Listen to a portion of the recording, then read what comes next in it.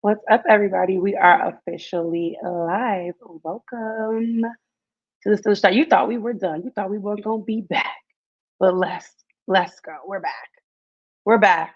Okay, we got a playoff game. We're not saying goodbye. We're saying see you on Sunday because Pittsburgh Steelers are playing the Buffalo Bills in Buffalo. And I know you're wondering why I got these glasses on. First off, I'm over here trying to get Instagram together like I normally try to do. And we missed the people on Facebook last time, so I'm making sure Facebook people got us all live here. One day I'll have an assistant that can do all this, and I'll just sit back and just talk to y'all. But let me take these sunglasses off and let's get into it. A few things I want to cover as people come in the room here. I hope you guys are doing well. Uh, First things first, congratulations to Najee Harris for not just one, not just two, but his third consecutive 1,000 plus rushing yard season. And that for me, I'm happy for him, but I am more so happy that I get to look people on their online face and say, wasn't you one of the ones that said Najee Harris was a bust? Wasn't you one of the ones that said Jalen Warren was going to start over Najee Harris? Wasn't you one of the ones that said, oh, Pittsburgh shouldn't have drafted him and with their first pick? Wasn't you one of them ones? Yeah, I get to say that. So it makes me feel good to see him be consistent and efficient 3 years straight. Shout out to Najee Harris. Congratulations to him. All right, next. Next up, I've heard and seen some things over the internet as it pertains to Saturday's game in Baltimore. Let me just set the scene for you. If you were not there in those conditions and you were sitting at home and you were on your couch, you had a blanket, okay, and you were warm and you were dry, you have the minimalist idea of what was going on in that field. I've been in rainy games. I think we've all had a little bit of rain here. If you were in Arizona, like downpour and it stopped and it rained again. However, this was not that. This was cold. This was nonstop raining. This was pouring raining. I've never been in this situation where it rained from start to complete finish nonstop pouring. Never was it a mist. It was never anything like. So the conditions of this game was horrible. Like I dropped my phone on the ground and I couldn't even charge it because the water had gotten in my phone. So I was running around on 20% for the longest time until I was able to get out of there and dry everything off. So a wet ball, a wet, if you have a visor on your helmet, like your uniform's wet. My fingers at one point got numb because it's cold, and you think they're wearing the kind of gloves that's gonna keep them warm. Them gloves don't keep them warm. So just the criticism that I was seeing from people that were at home, extremely dry and extremely warm, about what they were doing on that field. Another thing I wanted to talk about was George Pickens. People were complaining about why isn't George Pickens getting the ball? We need to include George Pickens. Probably some of the same people that wanted George Pickens benched or George Pickens to see less reps or George Pickens to be reprimanded for his behavior in the past were calling for George Pickens' number. But let me tell you something. The last 2 weeks, George Pickens has gave you phenomenal film. So what are defenses going to do? They're going to try to make you stop George Pickens. They're going to stop him from being productive, which means you got to open your run game is phenomenal. You can use that. They're going to be spying on George. They're going to send two guys over there instead of letting him go one on one because they're not going to give up the big George Pickens plays. That is okay. Guess what? You got your run game again. Najee, Jalen, that's going phenomenal. Isaac is doing his thing, and he is doing his thing blocking. Okay, I'm just gonna give him that. But guess what? You also have this guy named Deontay Johnson out there that can run a phenomenal routes and get open and you can get the ball downfield. And we saw a touchdown from him because guess what? GP is now your distractor for a defense. And you also have guys like Connor Haywood or Pat Frymuth that you can get involved. So I don't want us to get so stuck on George Pickens because we've seen 2 weeks of great play by him. But teams have film. They're going to be looking for that. So you have opportunities to get more guys the ball, and you should be happy to see your offense develop and open up in a way that you haven't seen all year. And one more. One. Actually, I got two last things.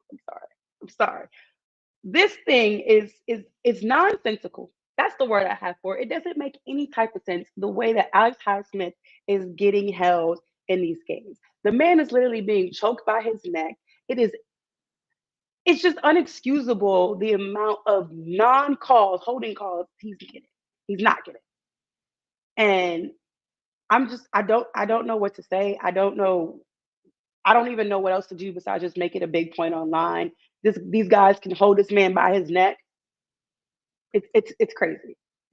Last thing, I want to talk about Mike Tomlin, Coach Tomlin. I know we do this every week. I hope I'm not boring you with this, but some other things I've just been thinking about. We talked about Coach Tomlin, and people are still commenting on one of my videos that I did about him and saying that he hasn't won a playoff game, he hasn't won a Super Bowl, he made the Super Bowl with Coach Cowher's players, and blah blah blah.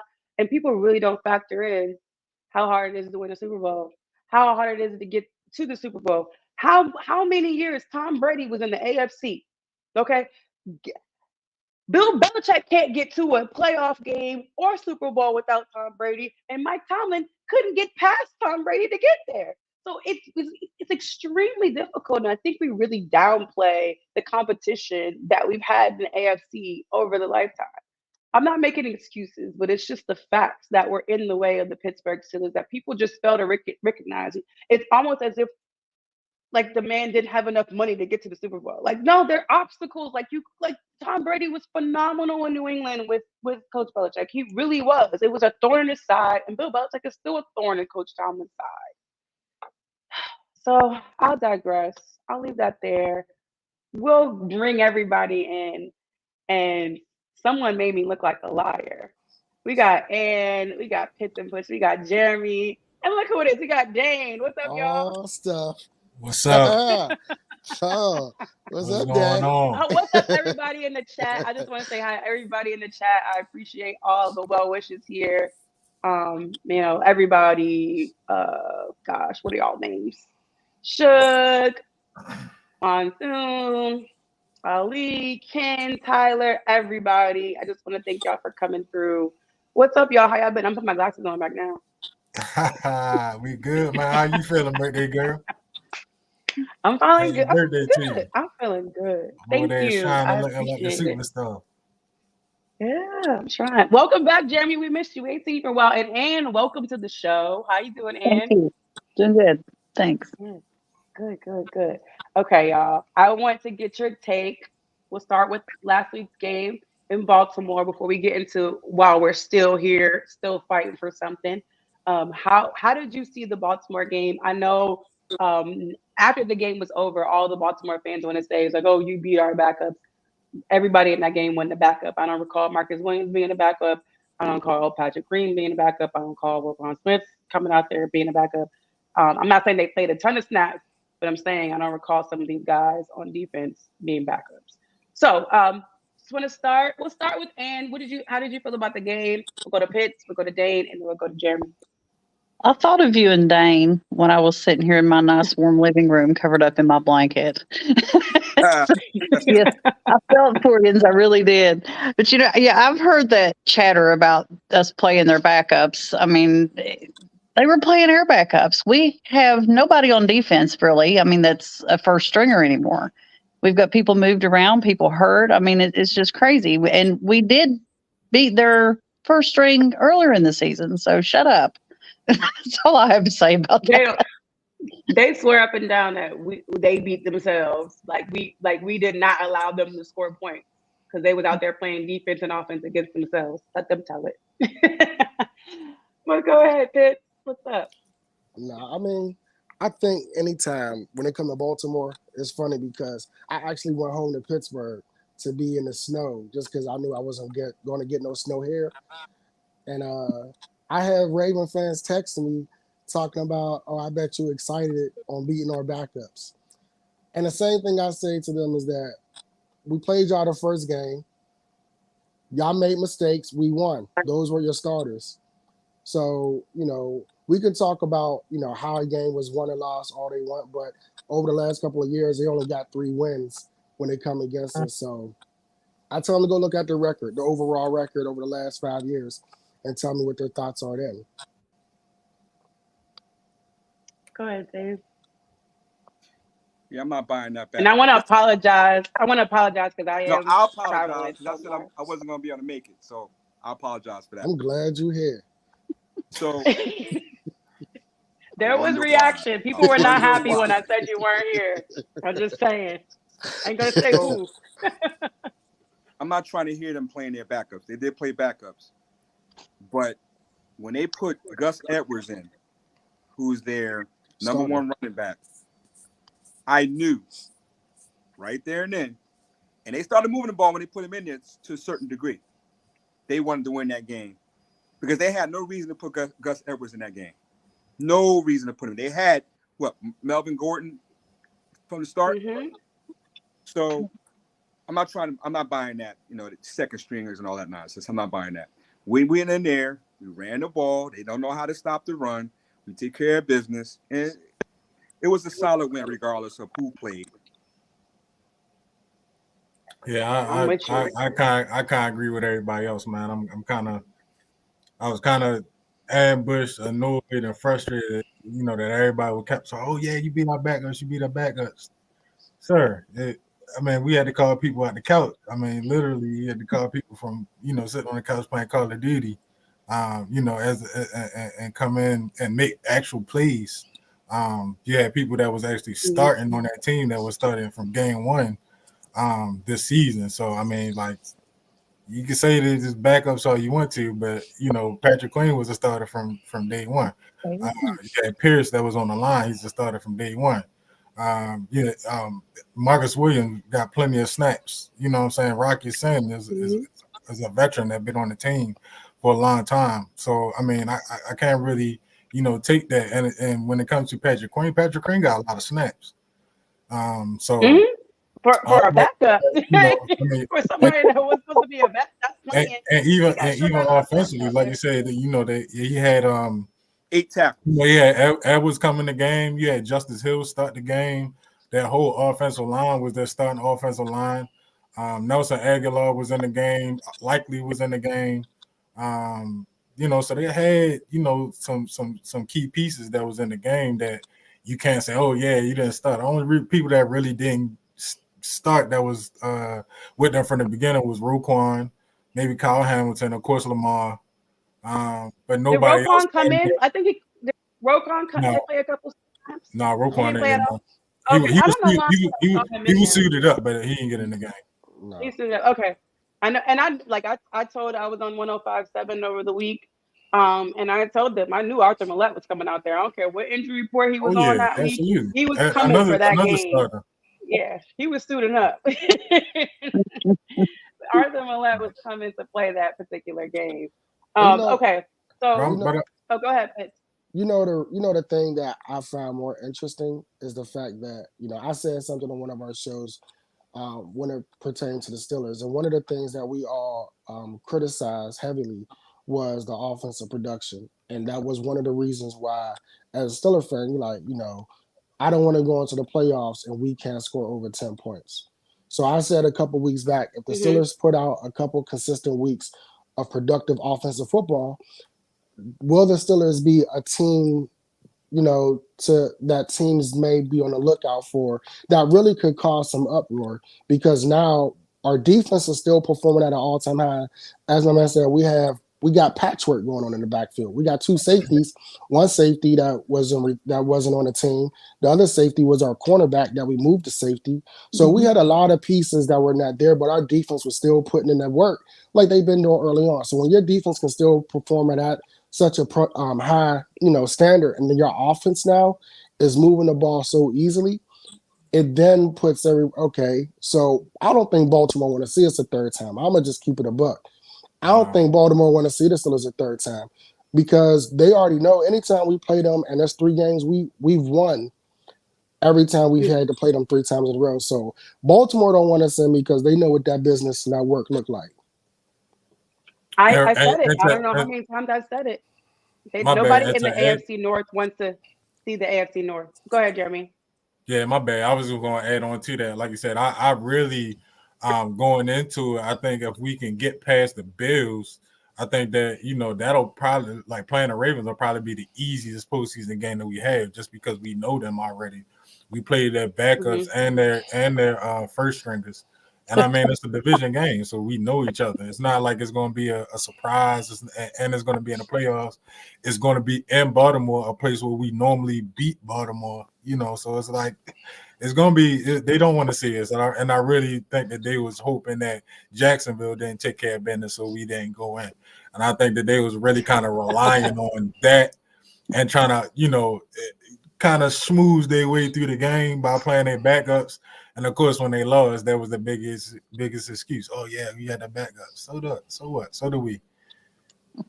So I want to get into that Titans game, because I think a lot of people were leaning like, okay, we need Miami to beat Buffalo. I think people were overlooking the Titans and Jaguars game. I personally wasn't, because I knew Jacksonville isn't what people think they were. I've been saying all season long that Jacksonville Jaguars are pretty fraudulent in my mind, in my eyes. So when you were watching that game and seeing what was happening in in Tennessee, like, what were your thoughts? Like, did you think that the Tennessee Titans were gonna come through with the W? Were you thinking, this was gonna slip away? I mean, it got real close there at the end, but I'll start with Ann and we'll work our way around. We got some more people backstage, so I'll bring them up. Go ahead, Ann. I had to watch the stupid Browns and Bengals because I didn't get that in my area, but I was keeping close tabs on that score. So, I really can't say much about I have to give you an app and that you can use to see any game you want. Okay. Yeah, you got to put that in the chat, bro. I'll put it in there. Yeah. I get the Steelers every week. That's all I care about. So to your question, D, so I'd be lying. So I'd be lying if I would have said prior to 5 weeks ago, would I have expected Jacksonville to play like that? I would have said no, right? But, Jacksonville, the way they played last week was the same way they played the last 5 weeks. They've been very inconsistent in these last 5 weeks. Therefore, I wasn't as nearly surprised at how they played. I think I was more surprised at how efficient Tennessee played. Because Tennessee, it's either their defense is playing well, their offense isn't giving them sort of what we went through in our first, 13 weeks of football. But, Tennessee, they were out there they were on a mission. And they played inspiring football where I think Jacksonville was just hoping that they would be able to breeze through. Remember, last year we needed Jacksonville to lose. We needed Jacksonville. We needed them to win. No, was it last we needed them to. I think we needed them to lose. 2 years ago, we needed them to win.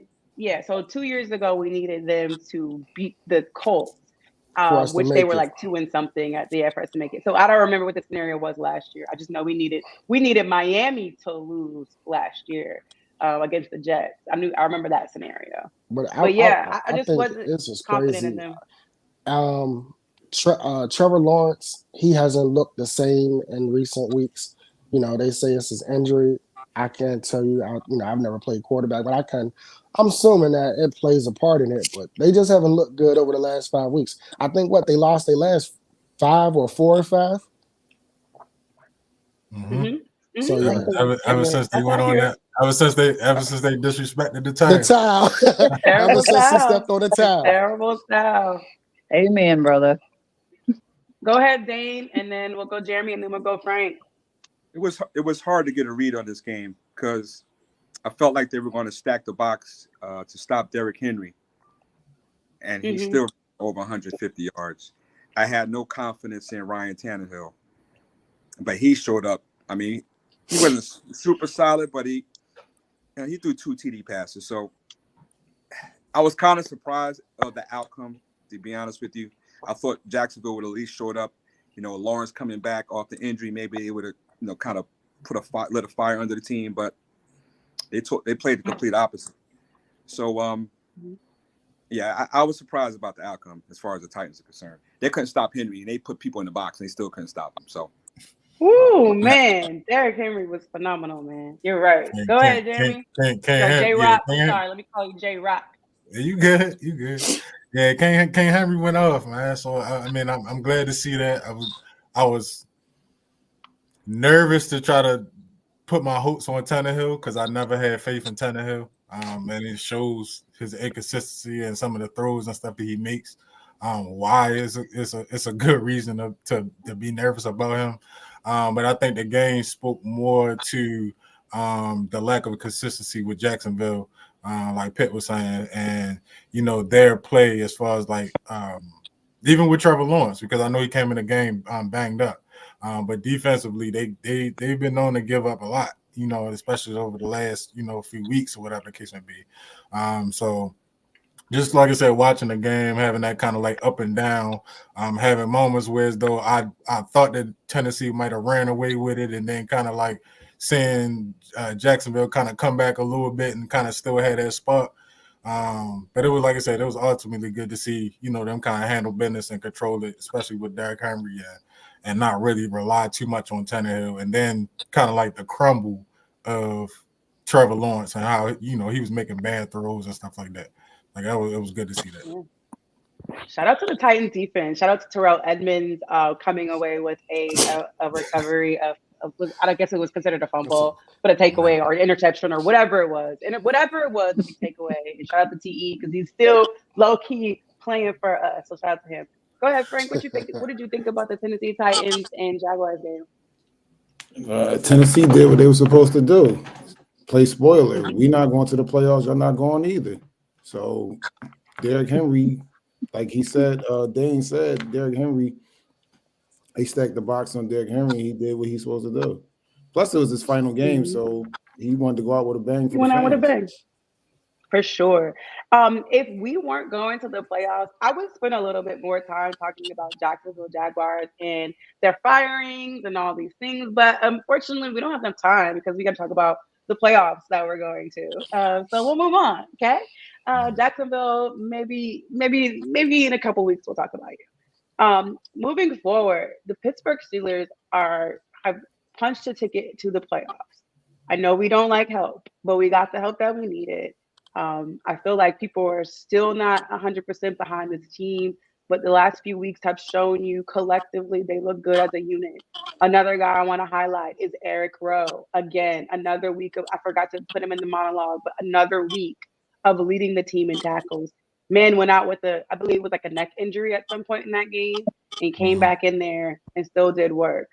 Miles Jack also stepping it up. Let me go back and look at the tackles here because I think I lost track of who was they announced Eric Rowe being out with a tackle, and as soon as they announced it, he was in the game and was like, "You ready?" Yeah. He had about 10 or 12. He had 12 though. I know he had 12 solo. Yeah, he had 12 tackles, 2 assists, and Miles Jack was like he only had 3. Eric Rowe also had that forced fumble too. Yeah, and how about my guy Mark Robinson? And Mark Robinson coming in. Forced fumble as well. Shout out to Mark Robinson. And so I just wanted to look at that real quick. But Eric Rowe has just been phenomenal, man. I don't know what that looks like when Minka comes back and KZ comes back, but I still want him on that field. So I'll be curious to see what those packages look like. But again, we're in the playoffs. We are missing a guy, a very, very important guy, TJ Watt. A lot of people have doubted this team when he's not there. Me personally, I think the Pittsburgh Steelers have learned a lesson from last season with life is life without TJ Watt. And so with that being said, they went and got Marcus Golden. They drafted Nick Herbig. We saw Nick Herbig make big plays in the limited amount of snaps he's had on the field. We saw Marcus Golden make some good plays at the end of that game last week. How do you think this works without TJ Watt being there? He's already been ruled out by Coach Tomlin. How do you think that situation works with him missing? We'll start with Ann. I know she loves. I'll start with Ann. I'm gonna keep the lady first. And I'll start with her because I know she's a big TJ Watt fan too. Yeah, let me dry the tears. As much as I love TJ, and I know he is an integral part of our defense, I really feel though that Herbig and Golden can step up and get the job done. Are they going to be sacking Josh Allen? Couldn't think of his name. Left and right, maybe not, but I think they're going to be able to get good enough pressure on him. That way they can take some of the focus off of Highsmith when Herbig and Golden start running up there and pressuring him, then maybe they'll leave Highsmith alone a little bit. I mean, either way, I think that we've got enough to take care of the Bills. And I agree with and I think if anybody watches Josh Allen, Josh Allen, Josh Allen is a gift and a curse for his team, right? Because Josh Allen loves to play Super Bowl. He likes to play Superman ball. So anytime he gets happy feet, one thing I hope that we can do is just contain him. Just don't make lanes so wide and easy for him to escape through. Make him work for those plays where he's going to run, because he's going to run. But he's prone. Josh Allen has the most touchdowns, but he also is third in interceptions. So he'll give you the ball just as much as he'll score. So it's just about, the opportunities when they come. We have to maximize those moments, if and when they do appear. And also, Herbig has had a great mentor with. Say it again, Ann? I said Herbig has had a great mentor to follow with SWAT. Oh, yeah. So I'm sure he's picked up on a lot of things that TJ has been doing over the season. Yeah, I even posted during the warm-ups. I don't know how they would record footage in the pouring rain, but they do warm-ups together.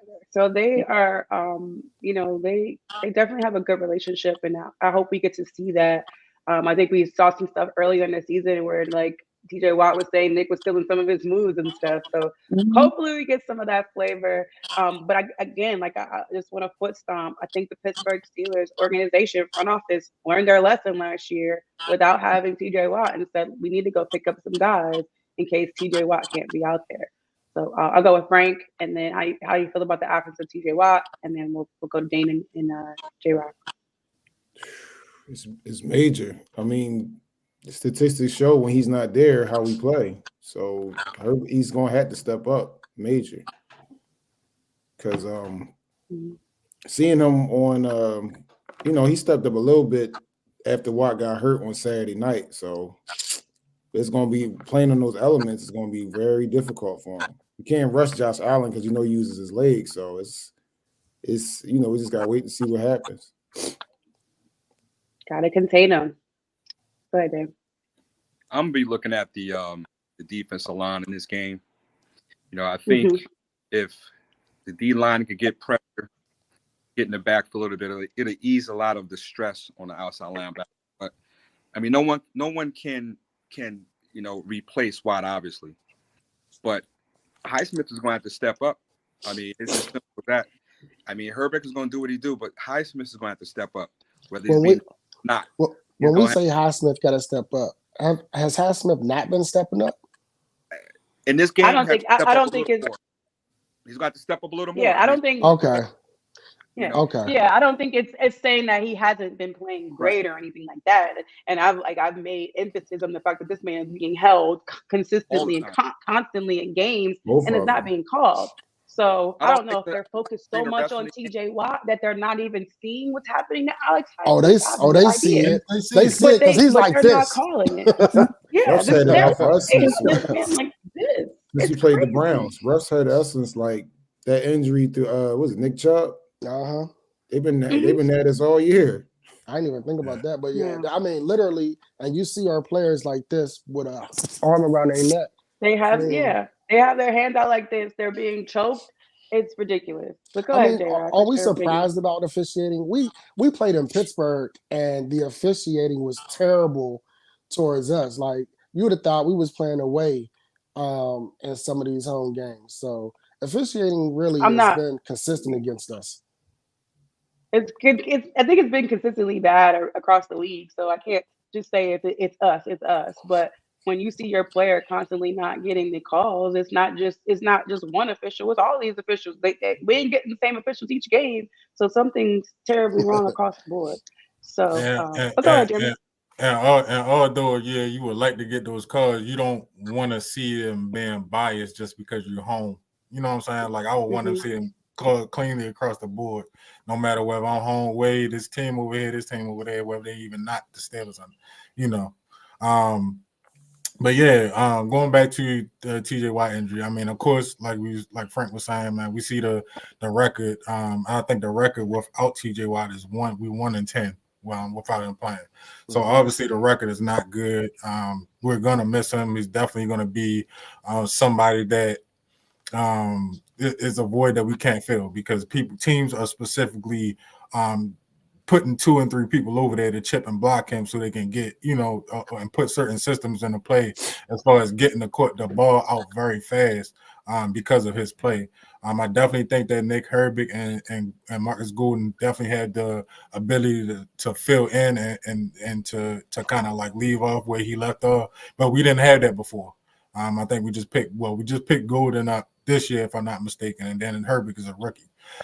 So with that being said, I mean, Herbig already has multiple sacks, and I definitely think that they're not going to be paying as much attention to him as they, of course, as they did Watt. But I mean, if it's going to be like a game like when we played against the Ravens, when they're just going to keep holding. I think I watched the game and I counted double-digit holds against Makari. That they never called. I mean, grabbing him by the shoulder pads like this, specifically turning him around. I mean, it was a couple of plays where he just stayed there with his hands up in the back, and in the backfield, and it was just bad, man. Still didn't get a flag, and never got the call. So, like I said, hopefully, those kind of things are kind of we can use Herbig and Golden to kind of get around that because I think that once Watt got hurt and went down, it was kind of like a thing to where all right, now we're gonna specifically target Highsmith. As far as like not calling a calls, you know what I'm saying? But at the end of the day, like I said, and Marcus hand in hand.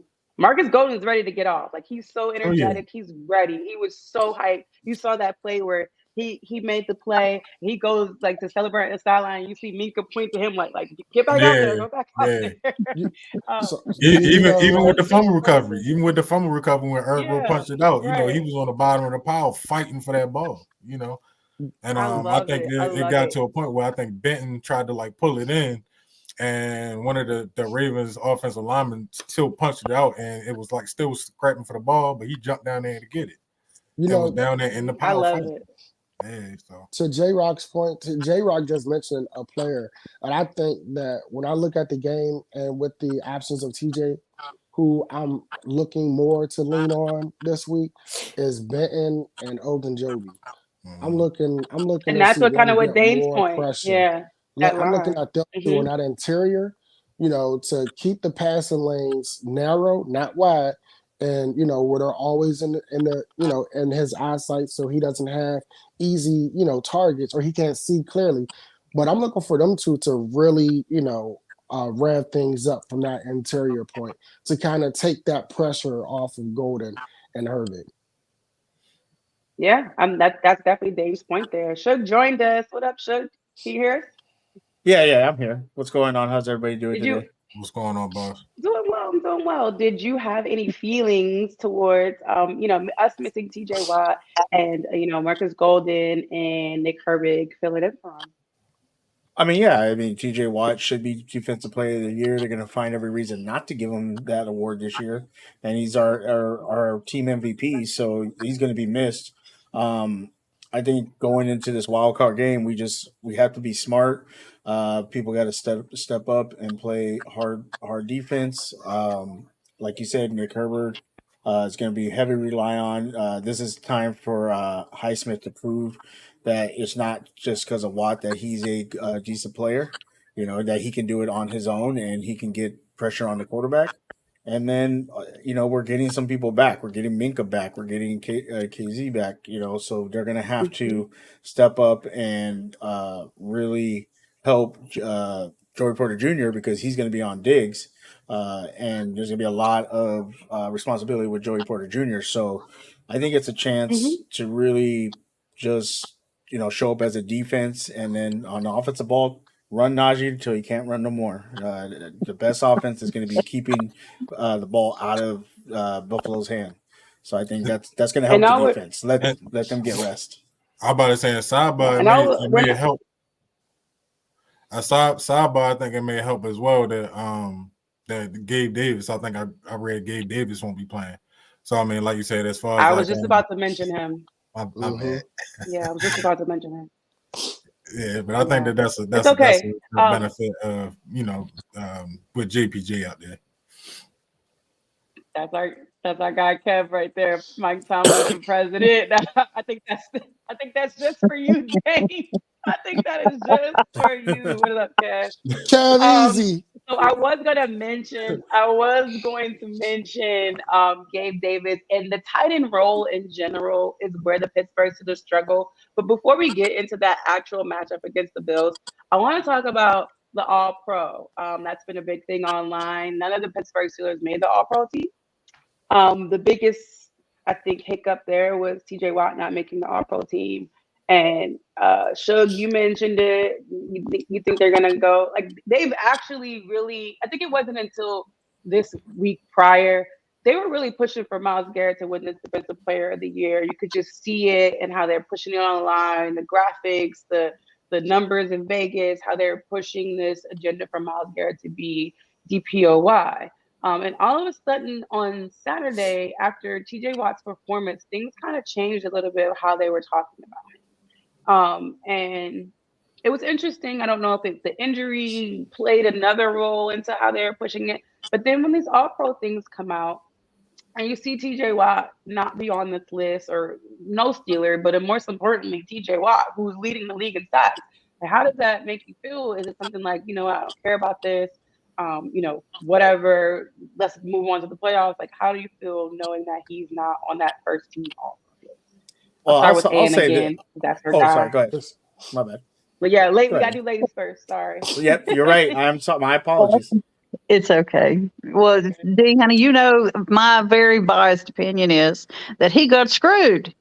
It's disrespectful. It's horrible. And I am very biased. I'm sorry, guys. I will just tell you, he deserved to be mentioned as an All-Pro. I mean, the numbers don't lie. People are stupid. That's my biased. You're not biased. I mean, you're not biased at all. Objectively, like you can't look at the situation and say TJ did not deserve it.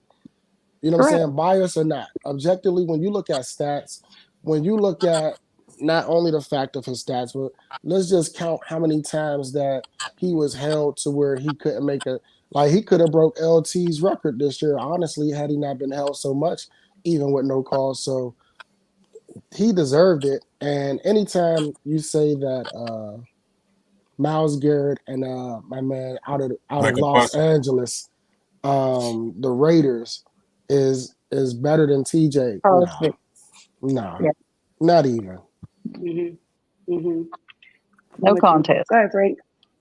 None. Frank, you good? You there? Oh yeah, I'm here. Oh yeah. So it's like I'm not upset.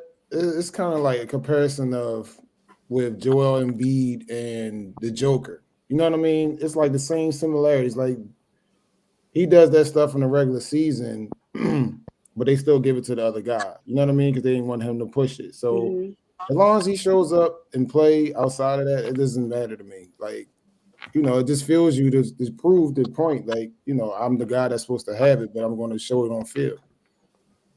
But after a while, though, you're right. That is a great comparison when you talk about Joel and the Joker. But still, right is right and fair is fair. And if I'm more dominant, regardless if we talking postseason or regular season, and at this moment we're talking regular season, you're talking about more sacks and tackles, right? When you're talking about TJ over Myles.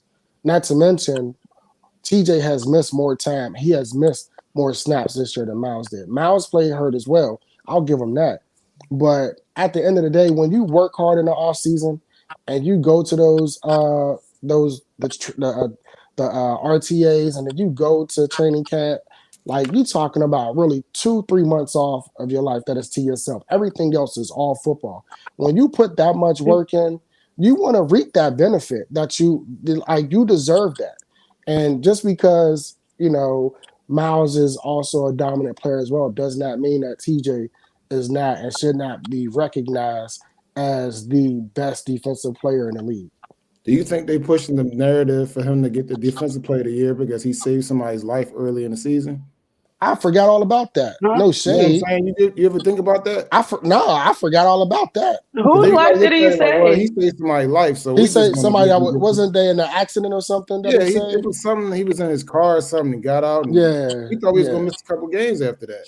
yeah. That's You a know, fair No, point, but Well, I give mean, him so a humanitarian award. give him the Like, Walter right, Payton right. Award. that's not on the Yeah, give him a war peace medal or right. something. So it's Like, like, all right, well, you saved somebody's life, so we're gonna give you the benefit of giving the you the man ain't defensive player leading of the the year. league in sacks, so I don't give know him what we're talking about. Go ahead, Dave. give him the Walter Payton Award. Then, if that's the case, Well, before I some make of my these, point, before We I got say to what I have give to say, Cam that. the question, right? This was voted on by the players.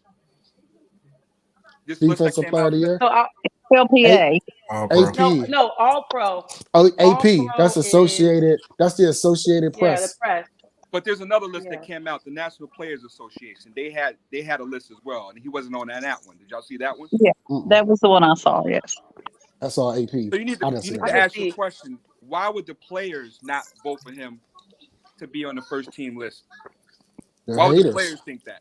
They're haters. All Just right. like you and Tomlin. So here's my point. I don't really care if he wins the Defensive Player of the Year or not. I'm all about winning playoff games.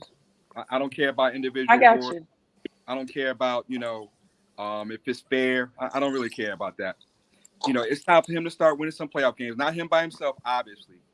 But he would get more notoriety if the team starts winning playoff games. I mean, Garrett hasn't won any playoff games, but None. he would get more notoriety if he did. So for me, I'm not big on the individual I awards. mean, when so Myles Garrett won a playoff game under Baker Mayfield, correct? Like He I won- said, I'm not saying He Myles won Garrett one. is getting the notoriety. Yeah, I'm because saying. of I'm playoff saying. games. I'm just trying to do the math here. That's all.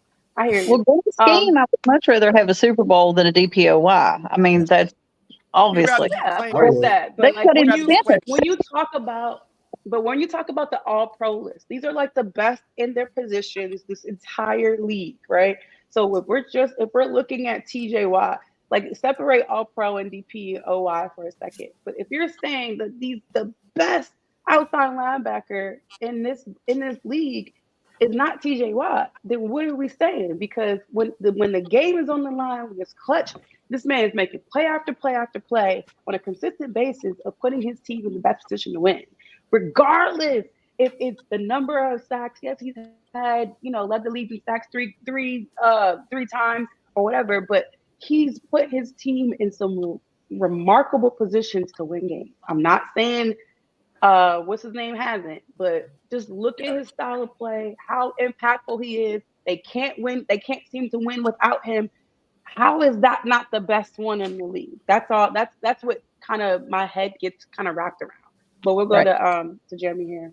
Yeah, I think I'm not really sure. It kind of bothers me on the fact that they specifically and it seems like intentionally try to ignore his production. I mean, you can't, like you said, the numbers, like Ann said, the numbers don't lie as far as like what he produces. I mean, year in and year out, we're talking all the way back to like 2017, 2018 when he was putting up these numbers. And I mean, like you said, his impact is obviously felt, when he's not in the game. So, I mean, like, you can't really deny that. I'm not sure if he ain't paid no type of tax, no type of dues. Or debts. I don't know who he owe. I don't know whether his brother done pissed somebody off or something. I don't know. I have no idea what it is. He didn't show up to the Pro Bowl last year. So Yeah, like, I don't know what it is. You ain't show up to the Pro Bowl last year? Oh, all right. I don't know what it is, but they the big NFL gonna make things happen. You know what I'm saying? And when they got it out for you, you're not gonna get it. Because to be honest, I don't think there's no reason why anybody should be in this type of conversation when you look at his production and, like you said, the numbers. I mean, like, that's what I thought it was about. Even when it gets down to like Hall of Fame, some people are saying like, oh yeah, it's more so your legacy. Some people are feeling like your name, like James Harrison. He said he don't feel like he should be in the Hall because he didn't have the numbers. But I mean, some people feel like he should be in because he had the most iconic play in Super Bowl history. So I mean, like Right. it's kind of like a give and a take and a catch-22. But at the end of the day, like the numbers are what people speak on when they speak about Super Bowl wins, when they speak about dominance over the last couple years, or as far as like your division, it's about the numbers. Passing touchdowns, but passing yards. These are all stats that make you number one, number two, number three, and in the league, and make you most memorable. So I mean, I don't understand why. And like I said, I'm willing to find. I want to find out why, but I don't know if I really want to know. Yeah. So go ahead, Shug. We'll wrap with you, and then we'll go on to my next question. Or I don't even know if it's a question. So go ahead, Shug. Yeah, no, I mean, I agree with everybody what their points are saying. My whole thing isn't like Under Arrest said, it's an individual award. I'm more about wanting to try to win Super Bowls, playoff games, and all this stuff.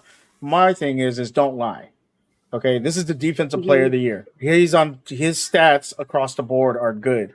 If you're gonna say, well, Myles Garrett's the best edge rusher, cool, but TJ Watt has more sacks. You want to say, if you want to say this person has this many interceptions, or you want to say this, he's done this. Okay, TJ Watt has is high in tackles, solo tackles, and assists. They were making up these stats for Myles Garrett. Oh, pressures. TJ Watt is up there in pressures, and Myles Garrett even up there. Myles Garrett fell off. He hasn't done anything for 3 weeks. So don't lie. Don't say, oh, we're giving an award to the best defensive player when you're not. You're giving it to the person you just feel should get it. Like, just don't lie. And that's one of the things I think always haunts the Steelers is they're always lying about us, about positions and numbers. Like, you'll look at numbers of a player and you're like, dang, they're top 5 or something. But then you don't want to you want to say, well, that's not a Hall of Famer, but they're top 5 in passing and touchdowns and every category. And TJ Watt is up there in numbers, but you want to say he's not the best defensive player? Like, it's ridiculous. So that's my whole thing. Just don't lie. Can I add to something I should just said? So when we look at TJ Watt, right, we really gotta look at it from a lens of the way we use TJ. We don't only use TJ as a rusher, right? We also drop TJ back in the coverage, right? So TJ is being utilized as in a way that a lot of the people that are being named as defensive player of the year couldn't do at all. TJ Watt got 8 passes defense. That's defended. That's something we talk about with cornerbacks, right? He got 3 fumble recoveries, 4 forced fumbles, an interception, one interception as well, and he got touchdown. Right, and a touchdown. So it's like we're talking about stats that passes defended, rushing, pressures, tackles. We're talking about a spectrum of every level of the defense, whether it's the interior line, the linebacker, and the secondary. He plays a part in all of that. So it's hard to not recognize a person that is really moving to 3 different levels of a game and say he's not the best. That's my only argument when it comes to, it's not necessarily about individual awards, because if I put the work in, I want to reap what I sow. Like, if I put that work in and if I'm the best, then damn it, tell me I'm the best. But don't just overlook me for whatever your personal reasons are. I think he'll be happier. I do not question. I do not disagree, because question. like do what he said, do y'all all think 3 levels. do y'all think it's a ploy to help him not elevate the market as far as like what he getting paid? He ain't getting paid what he should get paid anyways. I mean, if TJ went to another team, TJ would have got money. Oh, absolutely. That's if TJ goes somewhere else, he would have got cake. But that's without a doubt. But he got the mentality. He won one with Pittsburgh. So I mean, if you got that mentality, yeah, you're gonna take that discount, because that's what Tom Brady did. But with that being said, when you go across the league, I mean, you got your Max Crosby's, you got your Myles Garrett's, you got your Khalil Max. Khalil Max. Right. You know what I'm saying? Who at one point he was the person that set the market. Right. Both, yeah. Both, I mean, both of them, Nick and Joey. But I mean, and TJ better than all of us. I don't care. We talking about holds and stuff. I mean, forget that. Do you think that's a ploy? No, forget all of that. The man is the best player right now. Like, I don't think there's anybody that plays like y'all. I just, like, my mind is blown when you need a TJ Watt play. He makes the TJ Watt play. Like Facts. it happens more times than it doesn't. And the fact that you can just disregard that and say, "Oh yeah, look at Miles Garrett running around here playing different positions and stuff. He's the best." No, I gotta see it. But before I get myself worked up, let me move on to something else, another topic. I saw a little bit of stuff online. It annoyed me. But and I love some Coach Tomlin. So the Mason Rudolph will be starting this game. I think everyone, for the most part, I think that I made a joke. I was like, this is probably the first time Steeler Nation has been lied to, and they're not mad about it. Mason is going to be the starting quarterback here. I know we were told that if Kenny was healthy, da da da da. But anyway, Mason again has the hot hand, and that is where they're going. I saw something online about I think Coach Tomlin said like about the depth chart. I don't care about the depth chart. Oh, We about know who's Mason's number starting one out and there. who's number Yeah, three. yeah, yeah. Yeah. I don't care about none of that. I don't care about none of that. That is a piece of paper. No, nobody's looking at the depth chart when you're watching the team execute up and down the daggone field. So I don't care about that. What I care about is what can put this team in the best position to win games.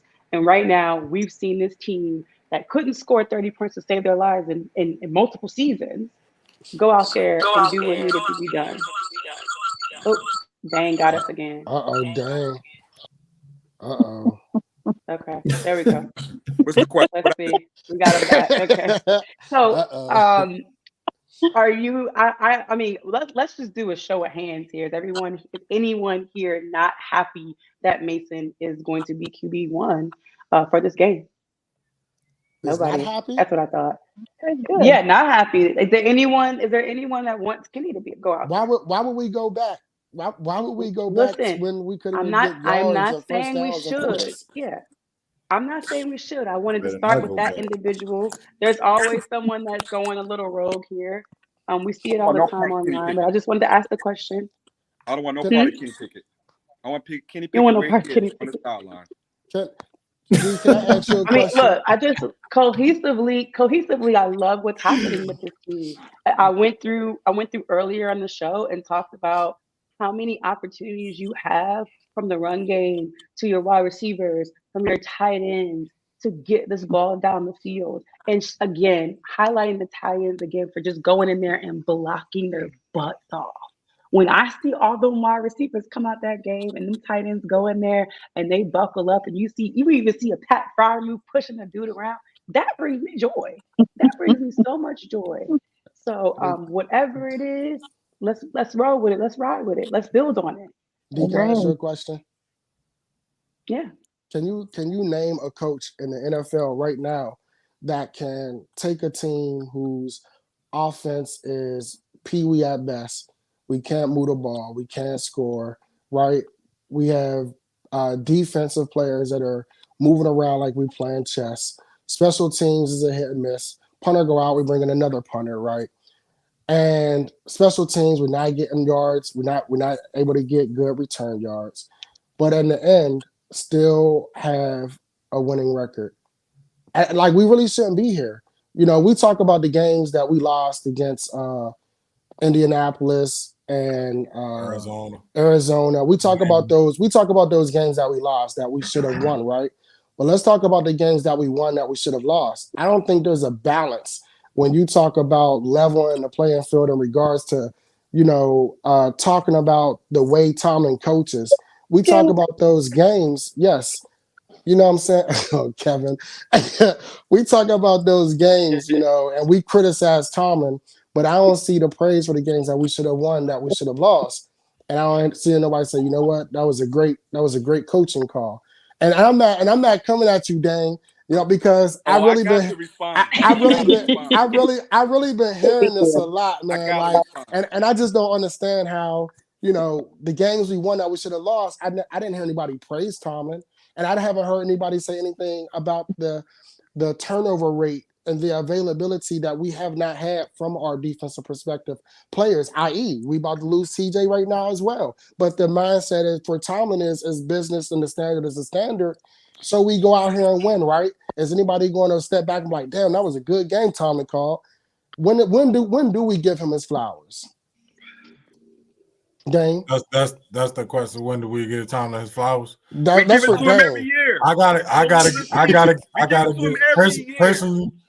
personally, and I get into it with a couple of people about this before, especially Ravens fans. You know, when it came to the consecutive winning seasons and everything, that's definitely applaudable. You know what I'm saying? You got to give him that. I mean, 17 seasons and you never lost. I mean, that's a hell of a stat. You know, but with that being said, you know, we judge success off of wins. You know what I'm saying? How many times you've gone to the playoffs? How many times you went to the Super Bowl?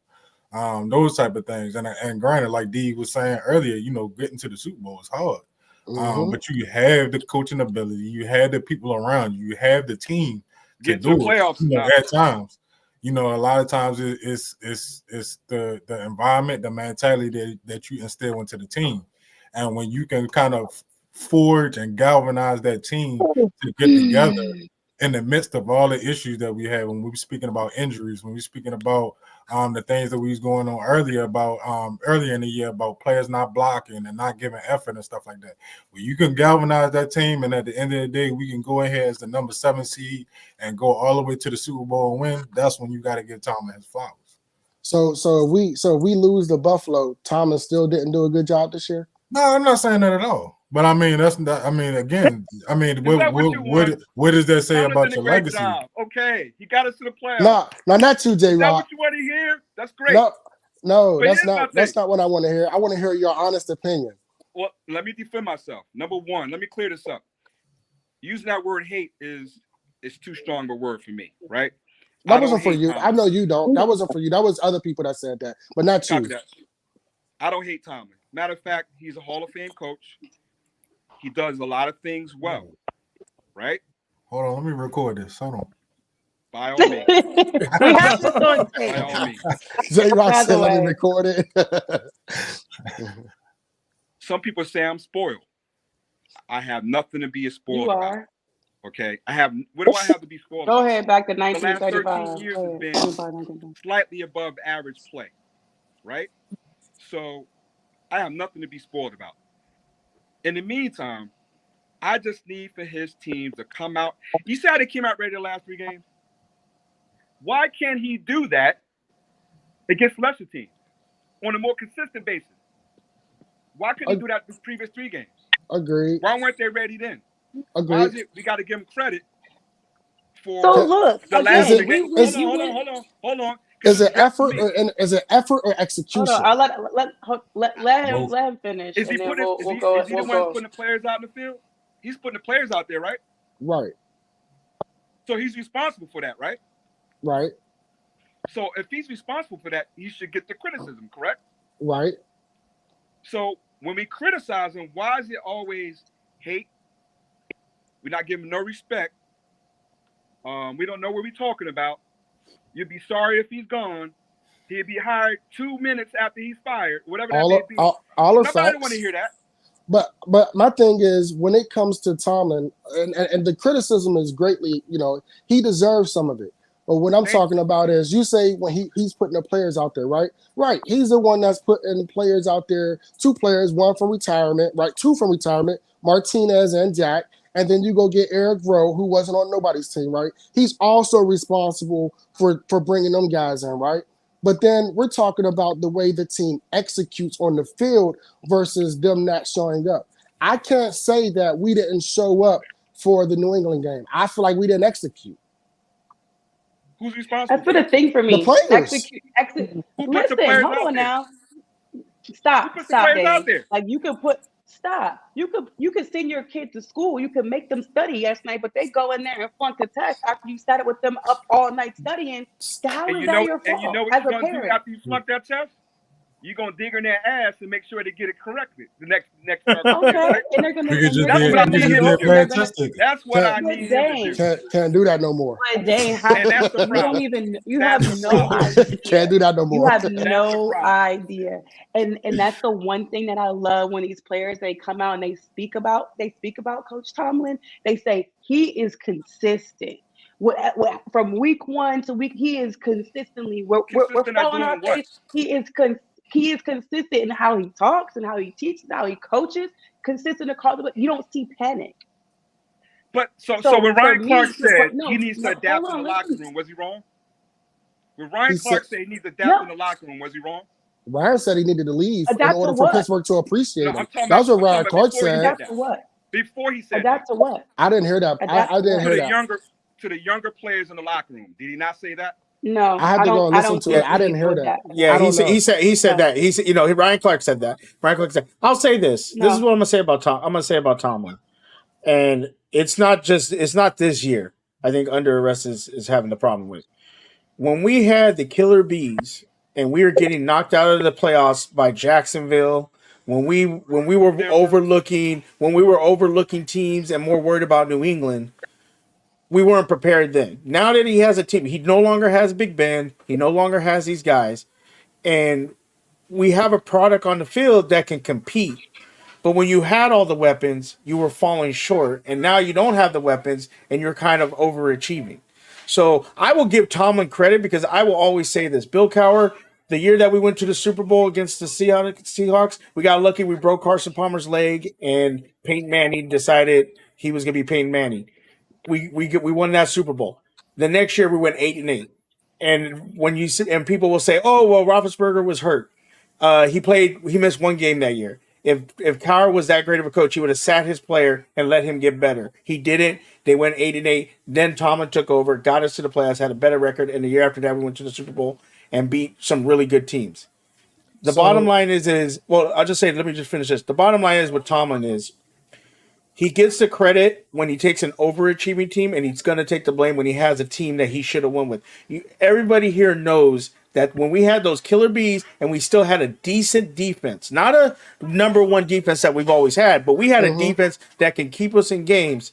Why did we not go farther in the playoffs? We went to one AFC game, and then we went to that AFC game, and we absolutely got crapped on. Let him finish. That's the issue with Tomlin, and that's the issue with Tomlin now. And that's the issue with Tomlin, is that everybody has, because it reminds of us. The issue is when you have an underachieving team, he gets the credit, and when he has a team that should be achieving and they're not, we get upset with that because you should have been doing this with the killer bees. You guys get upset regardless. Let's be honest. I'm not. I like Tomlin. I'm not upset about it. I'm not upset. This year has been bad for us because of just situations. Some bad execution by the players. No, don't say situations, because it's a situation. I'm sorry. I don't want my emotions to seem like I am targeting. It's okay. You're good. You're good. Me being extremely passionate. I'm extremely passionate about this because it's like you get to pick and choose. Like, oh, it's situational. Like, but it's always situational. Like, I opened the show saying, do you guys not know what the AFC consisted of consecutively? There was a man called Tom Brady. There was Bill Belichick and the New England Patriots that dominated the AFC for a long time. And there were situations where they just had the trump card in the AFC. And then we also had a DB by the name of Artie Burns. We didn't play Tom Brady every time. So we had to kill but you can't. I agree. That's a cop-out. I come where you're coming from. I know where you're coming from, but we didn't. We played. I'm not saying that we played them all the time. I'm not. So why are we saying bringing that. them up I'm then? not saying, why are we bringing them up then? Because I need you to understand that it was very difficult for the AFC in general to get to the Super Bowl. Okay, let me ask you. Hold on. Let me ask you. Hold on. I'll say this. Hold on. I'll say this, I didn't D. have to go to the Super Bowl. Okay, hold up. I'm gonna say this, D. Because if it was so easy, how come so many more AFC teams outside of the Patriots went to the Super Bowl? Okay, but I'll ask you. How many? I'm not asking you to win a Super Bowl. I'm asking you to win the games you're supposed to win. But let me ask you this, D. Let me ask you a question, D. If that was the case, when Tom Brady and Manny were gone, why is it we were 11-0 and then turned around and lost 5 games straight, went into the playoffs and lost to Cleveland at home? Cleveland Browns. You remember? We didn't have a running game. We didn't have a running game. Hold on. Okay, go ahead, D. Chase Young is but hold up. If we didn't have a running game, whose responsibility was it to go get us a running game? It ain't Tomlin's fault. Nope. Wait, hold on. No, wait. Listen. We had James Conner. James Conner was in and out of injury. He wasn't being able to be consistent. Who was the backup running back? Was it Benny Snell? Who was the backup running Snell? back then? Yeah. Now, Benny Snell and Snell. who else? Like, Snell and our offense was one dimensional. McFarland. Like, let's be really, really he clear was here. And always guess hurt. what they got rid of? okay, The offensive. we were one got rid of the dimensional, but should we? hold on. We got rid of the OC that everybody was like, oh, you guys wanted Fickner, you wanted him there. And then you got rid of him, and all of a sudden things were supposed to change. So it's like you guys continuously want change to get better, and when things don't work out immediately for your good or for the good that you see, Because you're mad. because the problem D was the year before that we got rid of, or the 2 years before that we got rid of AB and we got rid Todd of Bell. Haley Okay, and Todd Haley. two of the best players that we've had we got rid of, and we were told it was because they had issues. So Well- if you know they got issues, then you needed to bring somebody in to replace that. We were 11-0, and then we went into the playoffs and lost to the Browns at home. Wait, can I Like, respond? real that quick? is the problem here. We're gonna, That's pathetic. but because we're can- over. Hold on. I'm Oh. sorry. I want to elaborate, and I'm sorry, but because we're over time, I want to get to the matchup on. I'm sorry, Terrence. Because I will probably go down this rabbit hole, and you already see me getting a little emotional here. So I'm gonna reel it in, and we're gonna talk about this Buffalo game. Okay. No, it's not just because it's Tomlin's day, and I'm not gonna buy that. I wanted to buy that, but we just gonna go ahead and move on to the Buffalo game. We are going to Buffalo to play Josh Allen and the Buffalo Bills in Buffalo. Weather's gonna be a factor. It's gonna be windy. It's gonna be cold. I don't know if there's gonna be snow on the ground or not. However, our run game has been phenomenal. Jalen and Najee have been getting it done. I know Jalen wasn't as successful with the run, and you could definitely put the weather conditions to the test there with him. But Najee for sure has been extremely successful. Mason Cole still scares me a little bit. I ain't gonna hold you. But collectively, I think running the ball is going to be the premium asset for this offense. I'll go around the room and see what you guys think as far as it pertains to Buffalo and what we need to do collectively to beat them. Go ahead, Ann. Well, I think we need to keep it on the ground, and our defense needs to show up, obviously, and we just need to score more points. No, seriously, I think ball control, time of possession, if we can get those long, consistent running game drives, those 7-minute drives consistently, keep Josh Allen off the field, I think we're going to be fine. Yeah, time of possession. Go ahead, Derek. I agree with Ann. The most important thing is time of possession, but making sure that we capitalize on time of possession, meaning we got to get touchdowns, not field goals. And like I said, it's more so about containing those running lanes from Josh Allen. If we can contain him and make him beat himself, then I think that we have a shot. But I think that the X factors, as I said earlier, is Larry Ogunjubi and Benton in the middle to applying the pressure to take that pressure, to take some of the pressure off of the outside edge rushers, to make them have to rethink their blocking scheme and their protection calls. Go ahead, Shug. I think you got to let Josh Allen be Josh Allen. He's going to make mistakes. You just got to capitalize on it. We saw in the Miami game, he just does the weirdest things. So you better capitalize on it. And like everybody else says, you got to run the ball. Najee and Warren are going to be the biggest component to winning this game because you want to put the ball in their hands, let them run the ball, and then Mason be able to throw it over the top to either Deontay or Pickens.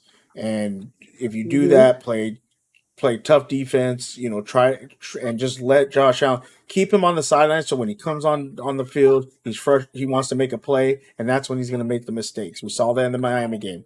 Let him get antsy, let him make a mistake, capitalize on it, and run the ball. My hope is Najee and Warren between them get almost 250 to 300 yards. If we have that kind of production, I think we win the game. I don't disagree there. Go ahead, Frank. I feel like I ain't heard from you in a while, Frank. I'm just saying, listening, I'm laughing at Dane. Dane is Dane. Just no turnovers and use move in offense. Use move. Move is the X factor. You go to the middle of the field, it opens up everything else. But the weather conditions is going to be, it's going to be a Najee Jalen Warren game. So you got to contain Josh Allen. He starts running. We need somebody to contain him. So, and I think the score is going to be 20-17. Ooh, Steelers. Oh, I was going to do a last minute he around know the predictions. Okay, I was going to do a last minute around the room prediction, but okay, he beat me to it. That's fine. Go ahead, Jeremy. I'll wait till everybody else go to do my prediction. But yeah, I mean, following the mantra, man, you got to run the ball. Controlling trenches. I think, as I said, Malu has been playing very good as of lately. We've been saying Connor Haywood and Donnell Washington with these trap blocks, being able to get open up the lanes for Najee. So as long as they can open up the lanes, and Warren can get in there and hold on to the ball, they're gonna have to. Because I mean, I was looking at something as far as like the weather report. They were saying it's like 40-mile-an-hour wind gusts. So throwing the ball is probably going to be like non-existent. But yeah, so I mean, which is good because if we can control the time possession and limit, Josh Allen as far as like his time of possession, his rushing, Dalvin Cook's rushing. Yeah, you can make him throw a couple interceptions. I definitely don't think that we need to be doing a whole bunch of blitzing. I think we need to be doing more spying. As far as like having maybe 2 or 3 people rush and then everybody else kind of like spying around the line and having floaters, and kind of playing like a specific zone defense. But we can control the time of possession and go ahead on and run it and force Josh Allen and making them mistakes. We'll win the game. Go ahead, Dane. Yeah, I did you already, Shug, right? Yeah, you did. Sorry. I got yelling kids outside, so I'm trying to piggyback off that, and I agree with Ann as well. I don't think it's necessarily we have to get sacks. I think it's just more to make him feel a little uncomfortable, a little containment. I'd rather him not scramble and run. Just have, like you said, have somebody spying on him the entire game, so to speak. The old line is going to have to step up their game as well. I'm not saying they haven't played well all season. I'm not saying that. I'm just saying they're going to have to just play up football now. So I'm looking for the O-line to step up their game. And I'm looking for Warren. I'm looking for Harris to keep running angry like they have been for the Yeah. So I expect to give you to get a little creative at the line. You saw them do a handoff to George Pickens. I expect to see some more stuff. I expect to see some screens. They've been a little bit more successful, I think. I have to go back and look. I didn't get to watch the tape from last week yet. But, whether it's running back screen, but some screen, I anticipate seeing some screen plays. Just given the weather. Mason, he acknowledged some of the mistakes that he made. And hopefully he can clean that up this week. But I think there is some underestimating Pittsburgh. And I feel like this team is even going to be even more fueled because they got in and no one anticipated them to be in and no one anticipated them to be good at this point in the season. So they definitely had the fire and the chip on their shoulder to be successful. But I really want to look at the secondary and I want to see, I'm sorry, but didn't they tell me Minka Fitzpatrick had a broken hand? Mm-hmm. Did I make that up? This man, I'm telling you, for like 2 weeks, he had the thing on his hand, right? And then he had, and like now the man doesn't even wear anything. So I'm like, how broke was it? Like, was it? Maybe he got some of that vibranium you was trying to ship the TV. Yeah, that vibranium. I'm trying to tell you because I ain't never seen nobody heal from a broken hand that fast. Like, I mean, it's gonna hurt. He's probably gonna get because it's probably broken here, and there's not much you can do. So they'll probably give him a shot. He's probably able to flex it right now. So that's so it still hurts, but he'll get a shot, and that's what will allow him to play. The temperatures for that game. I'm happy to see him back out there. They're supposed to get snow in Buffalo Saturday night, Thursday night, Saturday, Sunday snow showers, but it's supposed to be 24 degrees with the 50 miles per hour wind factor. So kicking field goal kicks, they're going to be interesting We'll see which way the wind is blowing, how that goes. I do want to talk briefly about Brad Ring coming in. We know Harvin has had some issues. We know Harvin has had some Dang got us issues. again. Dang, got us again. Anyway, Harvin has had some issues.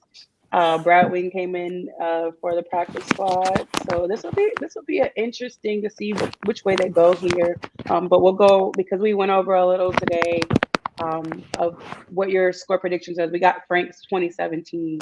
So, Ann, what's your score prediction? Well, I was thinking 24-13, but with that wind, I might change that to 21-13. Take balls off that one. You're gonna go at one digit, Go ahead, Terrence. Who was that? Dane. Is that Dane? Mm-hmm. The cat burglar. Go ahead. Dane is killing us. Okay. Go ahead. Golly, boy. Nah, I think I'm sorry, I had lost train of thought. You said it was the prediction of the score. The score prediction. Golly. I think just with those wind conditions and knowing that the running game was going to be pivotal in these type of conditions, I don't know. I don't know if I feel like it's going to be high or low. I really feel like it's going to be a low scoring game, like 13-10. But I was wrong last week. Last week, I thought the score was going to be 20-6 Pittsburgh, and I was wrong. But yeah, I'm going to stick with 13-10 Pittsburgh. Okay. All right. Jeremy, can we get yours? No, Shug. Sorry, Shug. I skipped you again. Let me go, Shug. No, you're good. You're good. And before I get my prediction, I just want to say happy birthday, D. I didn't get a chance to say it to you, but happy birthday. I hope you're having a wonderful day. I appreciate it. I hope everyone's you treating guys have you right. brought some joy. You guys have brought me some joy today. I think the score I had picked on my show. I picked the score to be 24-21. But now we have a 50-mile-an-hour wind. I think it's going to be 17-14, and we're going to make a lot of people in Baltimore real nervous going up there, thinking they're the number one seed, and it's going to be great to hear them, talking their smack. So, I think 17-14 is going to be the score. I think Najee's going to get a couple of touchdowns, maybe Warren and Phil Goal, and Mason's going to play a clean game. Yeah, I'm a little bit more optimistic. I think, like you said, the run game is going to get going now. The key to this game is if they're going to execute in the red zone. We've been noticing in the past the issue all season has been being able to execute in the red zone, and they really left some points on the board in Baltimore. But I think they'll go up to Buffalo and execute. I think the final will be 24-17 Pittsburgh. Yeah. So I agree with Ed here on this. You do want to see those rhythm passes using the middle of the field. And that's something the Pittsburgh Steelers have trouble defending. You see like the tight ends, and you mentioned Gabe Davis and things like that. So we got to make sure the middle of the field is contained on the defensive side, and those tight ends or whoever's going to be in there aren't catching the ball, right then and there. Dane, I'm going to get your prediction here. Let me see. Are you here? I'm trying to get him up. Oh, shoot. Dane, you here? He's stuck in the matrix right now. He's stuck. But I think the short pass game is gonna be okay. Here's Dane. All right. Okay. What you got for us, Dane? What's your score prediction? Bill. What? It didn't sound good the way you're gonna blend it. It didn't even sound you're good. You're gonna blend it. 30. That's what happened. That's that Boost Mobile. That's that McDonald's Wi-Fi. Right. I was gonna say that's that Starbucks internet. You said that's the COVID. You said that's the COVID package. That's wireless. He got the free Obama wireless. My man Dane is sponsored by Cricket Wireless, but I do want to thank y'all for just spending some time with me tonight. Let's try this one more time, Dane. What's your score prediction? Bills 32, Bills? Steelers 24. Done. Mm. Okay. All right. We'll Sorry, leave my it phone. I'm there. having We'll phone circle problems. back So my here. apologies. There's a reason why your phone It's was okay. cutting out. Ah, Some bulls, Lotto. And so look, You I said apologize. 34 Oh what? man. You I said 34 apologize what? for being a little passionate with my, Oh no, you my straight. take, but now you You listen, straight. I can't There's help a it. lot of passion over here. Yeah. I A just lot of wanted to get passion on over record. here. What did you say the score was, Dang? 34 Bills, Steelers what? 32. 32 to 24. Bills, right? Yep. All right. So I need you to. I'm gonna hit you on the IG. I'm gonna need to get your number so when we win, yeah, I mean we can make a little small Come wage. over to the Twitter side. Dane's always on Twitter. Come on over to the Twitter side. I had I to love Steelers it. last I week. absolutely love it. Look, I'm telling you guys, I get great feedback from having you guys on, and people really love and ask for you guys week after week. Dane, you are definitely a favorite. Jeremy, you've been missing. yeah, I know it's not on purpose, but Yeah. it's good to have you back. Terrence and first timer, thank you. Shug, thank you for coming back. Frank, thank you for coming back. It's really a pleasure, and it's made me enjoy kind of covering the Steelers even more. So I really appreciate it, and it lets our audience be even more interactive because people look. Somebody said cancel. Hashtag cancel day. Yo, Yo. damn. Hey, yo. Cancel. Oh God, he said hashtag. Oh my god. Damn. Oh man, I love it, but I don't know if this is going to be a 30-pointer because of the weather and the conditions there. But look, there is a Buffalo Bills bar where I am, and you please believe me and my terrible towel and the cape. Don't forget the cape. The cape will be coming with me to the Buffalo Bills bar. We got a special appearance real quick before we close out here. Dex, what up? Yo, Dane, I was watching you from Twitter. From YouTube. They are eating you alive in the comments, brother. It's all good. They It's are all eating good. you alive. What up, Happy Dex? birthday, D. I'm enjoying the show. I miss Thank you you. guys. Thank you. Thank you. That was me, Thank Hovain, in you. the comments. Yes. That was me. That was me. That's Yeah, my we see. YouTube. Yeah. What's your prediction since you're up here? Might as well give it to us before we close out. My prediction is I would say 21-14 Okay. Steelers. I gotta ride with the team. Definitely gotta ride with the Yeah. team. I don't know what Dane talking about. Let I me had ask you so this. much. Let me ask you this. He the he I the respect villain, his Let me man. ask you all honesty. of this though. He Are MC we Ren. picking the He the Steelers villain. because we won the win? Or are we And picking them because we think they're gonna win? no, and I respect your passion. I'm picking them optimistically just from the last 3 weeks, from what I've seen and watching Buffalo and seeing how Miami didn't capitalize, seeing how the last team Buffalo played didn't really capitalize.